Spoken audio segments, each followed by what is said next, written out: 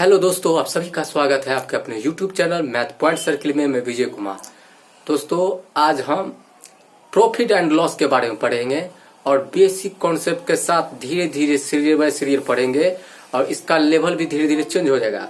और आज का पार्ट है 11वां पार्ट। इसके पीछे के 10 पार्ट का वीडियो मैंने अपलोड कर दिया है। उसका प्ले लिस्ट भी बना हुआ है RRB NTPC ग्रुप डी का। तो अगर आप नहीं देखे हैं 10 पार्ट तो प्ले लिस्ट बना हुआ है, आप वहां से देख सकते हैं। तो चलिए आज के क्लास की ओर।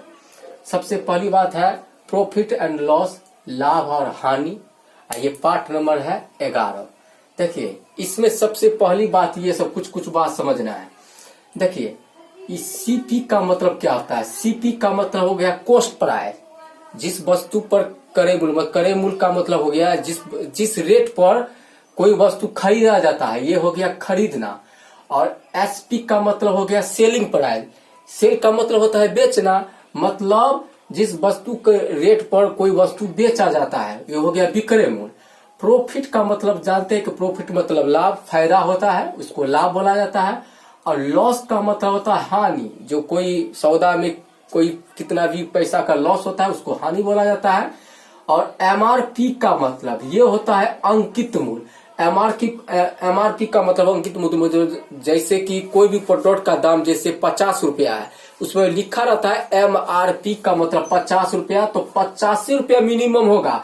हाँ, इसमें 50 रुपया में कुछ डिस्काउंट अगर कर दे जैसे 40 रुपया, वो आपका एक्स्ट्रा होगा, मतलब फायदा होगा। कहने का मतलब है एमआरपी का मतलब होता है अंकित मूल्य। जिस प्रोडक्ट का दाम जितना रहता है, जैसे 50 तो 85 रुपया होगा, तो उससे 50 से ज्यादा पैसा नहीं ले सकता है। और दूसरी बात देखिए, ये है हमारा भाव का केस। समझ बोले, भाव का केस समझने से पहले एक इधर आपको एग्जाम्पल इसके बारे में समझ के एग्जाम्पल के बारे में। जैसे मान लीजिए यह क्वेश्चन लिखते हैं, जैसे है कि सीपी बराबर मान लीजिए 500 रुपया। सीपी बराबर 500 रुपया और आपका मान लीजिए पूछ दिया कि एसपी क्या निकलना है और लाभ बराबर 10%। मतलब अगर क्वेश्चन इसके हिसाब से, इधर अभी भाव का केस नहीं समझा रहे हैं। सीपी का मतलब कॉस्ट प्राइस यानी क्रय मूल्य है 500 रुपया। आपको पता करना है सेलिंग प्राइस यानी विक्रय मूल्य कितना हो कि उसको 10% का लाभ होगा। 10% लाभ होने के लिए देखिए आप इस तरह से निकालिएगा। जैसे यहाँ अमाउंट कितना है 500 रुपया, तो ये 500 रुपया होगा। आप गुने देखिए इसी 500 रुपया पर वो कितने में, जैसे ये खरीदा है 500 रुपया में, उसको कितने रुपया में बेचेंगे कि हमको 10% लाभ का मतलब हमको 10% का फायदा होगा। तो इसी 500 रुपया में वो कुछ बढ़ा के बेचेगा। अगर कोई वस्तु कम में खरीदा ज्यादा में बेचेगा तभी लाभ होगा। अगर कोई वस्तु ज्यादा में खरीद कर कम में बेचेगा तो हानि। और हमें लाभ का मतलब होता है कि फायदा होगा। तो इसी 500 रुपया पर ये 10% लाभ होना है। 10% लाभ का मतलब उसको फायदा होना। फायदा अगर होगा तो इसी 500 रुपया पर वो 10% लाभ करेगा। देखिए, हर हमेशा क्रय मूल्य जो होता है यानी सेलिंग प्राइस, उसका मतलब ये हुआ कि जो भी वस्तु जो जितना अमाउंट में खरीदा जाएगा उसका मतलब 100% होता है। तो 100 में ये 10% उसका लाभ हो गया, तो इसका क्या हो गया 110% उसका फायदा बट्टे 100। प्रतिशत 100 से गुना करेंगे, ये 2 जीरो से ये 2 जीरो कट गया, इसको गुना कीजिएगा 11 पच्चे 55 और 1 जीरो, ये 500 रुपया ये हो गया इसका। ये इसका हो गया लाभ का मतलब सेलिंग प्राइस, यानी 500 रुपया में खरीदा होगा कोई वस्तु, इसको 550 रुपया में बेचेगा तो उसको 10% का लाभ होगा। ये है अमाउंट का केस, ये है अमाउंट पैसा के बारे में। यहाँ देखिए ये है भाव का केस। ये है भाव का केस का मतलब हो गया कि कोई वस्तु जितना वस्तु खरीदा उसी वस्तु को ज्यादा वस्तु बेच दिया। जैसे यहाँ पे देखिए, यहाँ सेलिंग प्राइस कितना है 15 वस्तु और एसपी कितना है कॉस्ट प्राइस यानी क्रय मूल्य है यानी 15 वस्तु, यानी कोई आदमी 15 वस्तु खरीद कर लेकर आया और वही उतना ही वस्तु 20 वस्तु बेच दिया। मतलब जितना वस्तु 15 वस्तु खरीद के लाया वही उतना ही में से वो 20 वस्तु बेच दिया, यानी कम खरीद के लाया वो ज्यादा बेच रहा है। इसका मतलब है हानि होगा। तो हानि कितना का हो रहा है, यानी 5 वस्तु का। देखिए 15 वस्तु खरीद के लाया अब उतना ही वस्तु वो 20 वस्तु बेच दिया तो उसको 5 वस्तु का यहाँ हानि हो रहा है। तो हानि प्रतिशत जब निकालेंगे, हानि बट्टे यहाँ एसपी होगा सेलिंग प्राइस और गुने 100। मतलब ये अगर यहाँ कुछ भी अपने मन से, जैसे ये सवाल लिखा हुआ है इस पर सॉल्व करेंगे, हानि कितना है 5, तो ये हो गया 5 और बट्टे एसपी का मतलब हो गया सेलिंग प्राइस 20, तो 20 और गुने 100, 20 5 100 और 5 25, यानी 25 रुपया का उसका घटा हो रहा है, नुकसान, यानी 25% का हानि मतलब 25% का इसका लॉस लग रहा है। देखिए ये है भाव का केस। भाव का केस में यह अमाउंट कहीं पर नहीं शो कर रहा है, क्योंकि कोई अभी आपको समझ जाइएगा कि हम अभी जब क्वेश्चन सॉल्व करेंगे तो आपको समझ में आ जाएगा।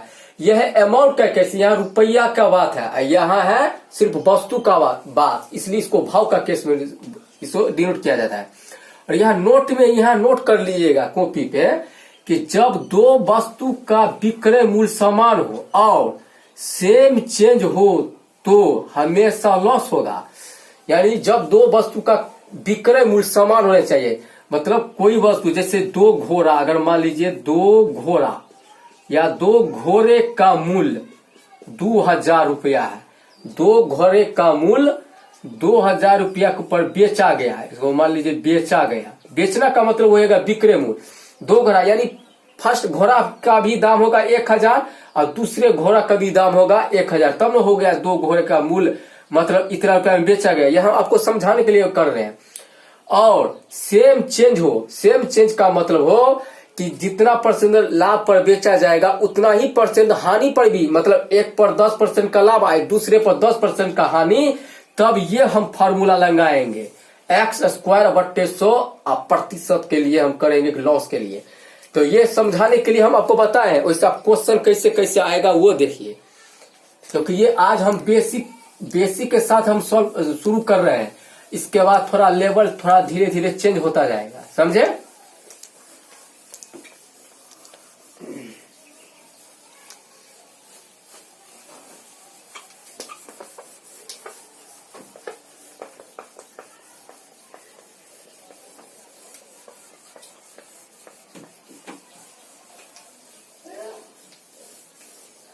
चलिए कुछ अभी नया इंक लगाया है ना, इसलिए ये जल्दी मिट नहीं रहा है। चलिए समझने के लिए वो काफी है, समझा देते हैं। और एक चीज और नोट कर लीजिएगा, एक चीज और नोट में लिख लीजिएगा, सीपी समान होने पर, सीपी समान होने पर, सीपी समान होने पर नो प्रॉफिट और नो लॉस, नो प्रॉफिट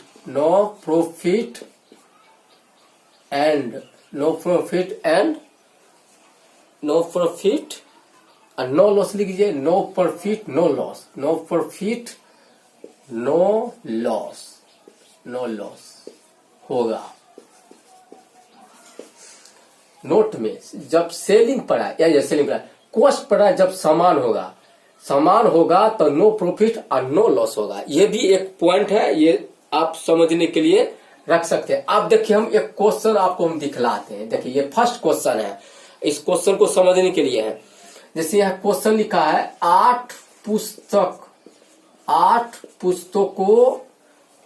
पुस्तकों का क्रय मूल्य, 8 पुस्तकों का क्रय मूल्य 6 पुस्तकों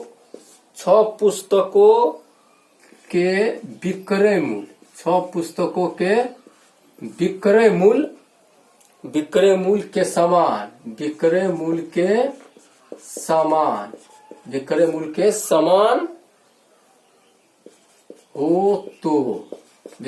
समान हो तो लाभ प्रतिशत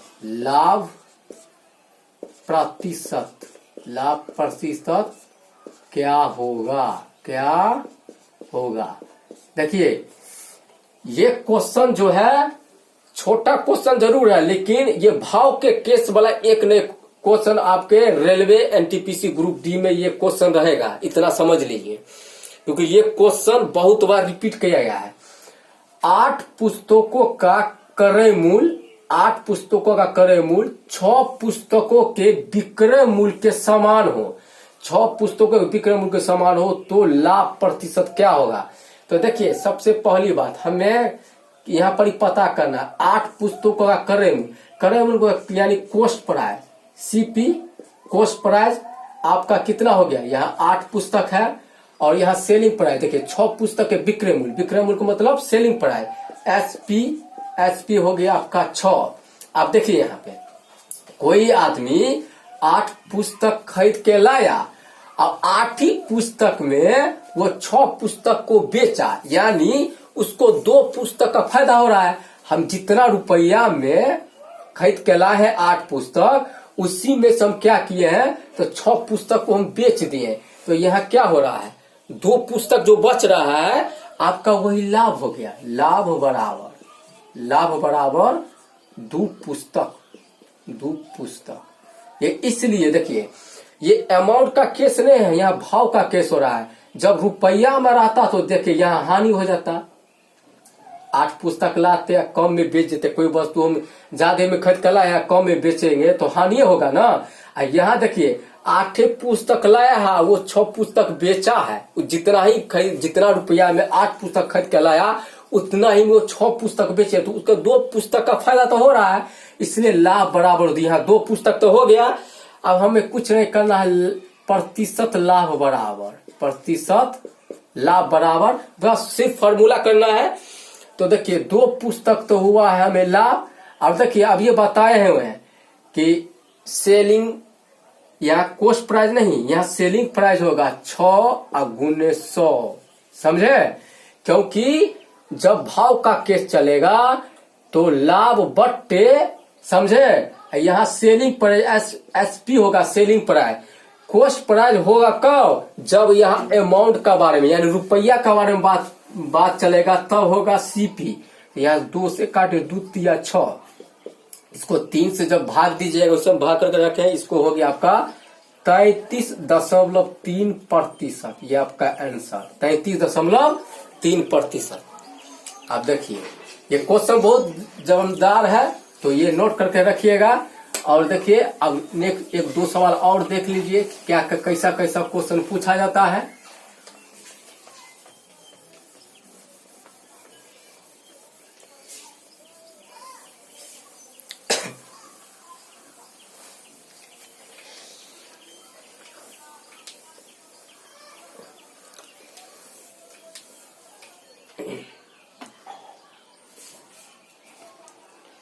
चलिए देखिए हम क्वेश्चन इसे लिख कर रखे हुए हैं। जैसे देखिए क्वेश्चन देखिए, ये है सेकंड क्वेश्चन ये सेकंड है। एक व्यक्ति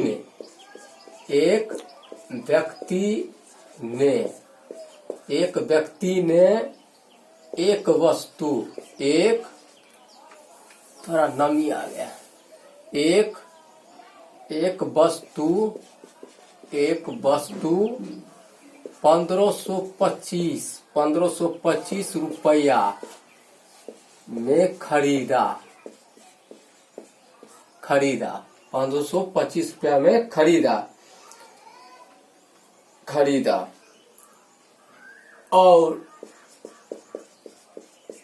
और इसे 12% लाभ पर बेचा या बेच दिया। तो वस्तु का विक्रय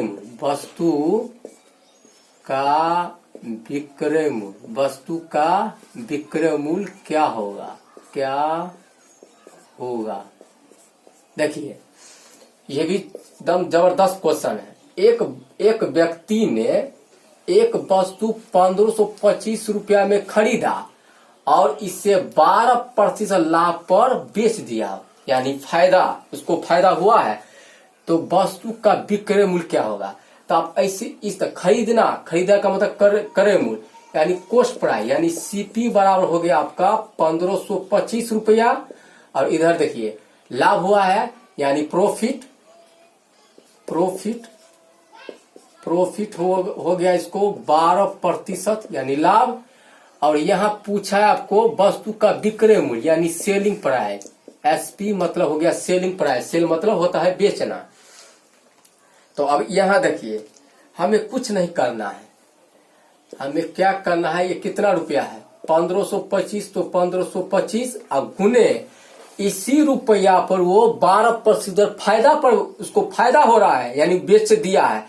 तो देखिए जब भी अमाउंट का केस चलेगा और पैसा में दिया रहेगा तो कोई वस्तु अपने आप में 100% होता है। तो 100% उसमें 12% जुड़ गया था 112% अब बट्टे 100 करना है बस, क्योंकि उसी अमाउंट पर वो 12% फायदा लिया है यानी 100% तो अपने आप में है, उसमें 12% फायदा हुआ है तो 112%। इसको काट खुट जब दीजिएगा तो आपका आंसर होगा 1708 आंसर। इसको काट लीजिएगा, जब काटने के बाद इसको आंसर निकलेगा 1708। चलिए अब एक क्वेश्चन और देख लीजिए, सबसे जमदार क्वेश्चन है।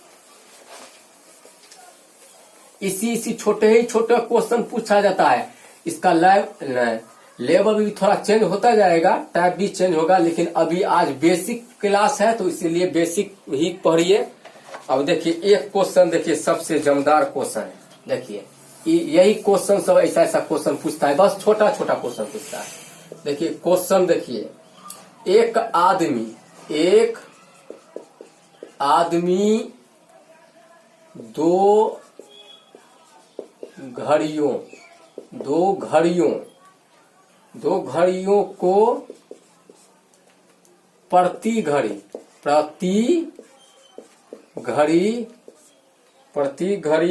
99 रुपया में बेचता है। 99 रुपया में बेचता है। एक घड़ी पर देखिए, एक घड़ी पर उसको 10% का लाभ और दूसरी पर 10% हानि 10% हानि हुई 10% हानि हुई। उसको कितने प्रतिशत लाभ या हानि, उसको कितने प्रतिशत लाभ या हानि हुई। देखिए ये क्वेश्चन बहुत बार रिपीट हुआ, आपको हम इससे क्लास जब शुरू हुआ उसमें आपको शुरू में बता दिए थे, एक बताए थे। एक आदमी दो घड़ी को प्रति घड़ी 99 रुपया में बेचता है। मतलब प्रति घड़ी का मतलब एक भी घड़ी जो है, पहला वाली ये घड़ी है 99 रुपया में बेचता है और दूसरा भी घड़ी है उसको 99 रुपया में बेचता है, यानी विक्रय मूल्य समान है। एक घड़ी पर उसको 10% लाभ और दूसरी घड़ी पर 10% की हानि हुई, उसको कितने % लाभ या हानि हुई। तो इसका हम एक आपको फार्मूला बताए थे अभी कि जब विक्रय मूल्य समान हो और सेम चेंज हो तो वो आपके लिए एक फार्मूला बताए थे, लॉस उसमें खाली लॉस होगा तो लॉस बराबर x² अब बट्टे 100%। यही था फार्मूला, x² बट्टे 100%। जब विक्रय मूल्य समान हो और सेम चेंज हो, सेम चेंज का मतलब 10% लाभ और 10% हानि हो, जब इस टाइप का क्वेश्चन होगा तो उसका फार्मूला है लॉस बराबर x² बट्टे 100%। बस हो गया। x² का मतलब ये होता है बच्चा, जैसे यहाँ पर घर ये तो बेच दिया है, अब फायदा एक पर फायदा 10%, दूसरे पर फायदा कितना है 10% हानि, तो यही लिखना है। x² का मतलब 10 का स्क्वायर अब बट्टे 100 अब प्रतिशत। तो 10 का स्क्वायर कीजिएगा तो 10 दाई के 100 और नीचे यहाँ 100 है, यहाँ प्रतिशत है, 100 से 100 कट गया एक बार में, तो ये 1% यहाँ लॉस जो हो रहा है कितना का 1% का लॉस हो रहा है। तो मुझे विश्वास है कि आज का क्लास आप लोगों को सबसे अच्छा लगा होगा, तो लाइक और कमेंट जरूर कीजिएगा। इसी टाइप का क्वेश्चन मिलेगा। आज जो है लाभ हानि का ये फर्स्ट क्लास है और ये पार्ट नंबर ये 11वां है। उसके अगले पार्ट में भी इसका लेवल चेंज होते जाएगा। तो इसी के साथ आज का क्लास यहीं समाप्त करते हैं। मिलते हैं अगले क्लास में, तब तक के लिए थैंक यू, गुड बाय।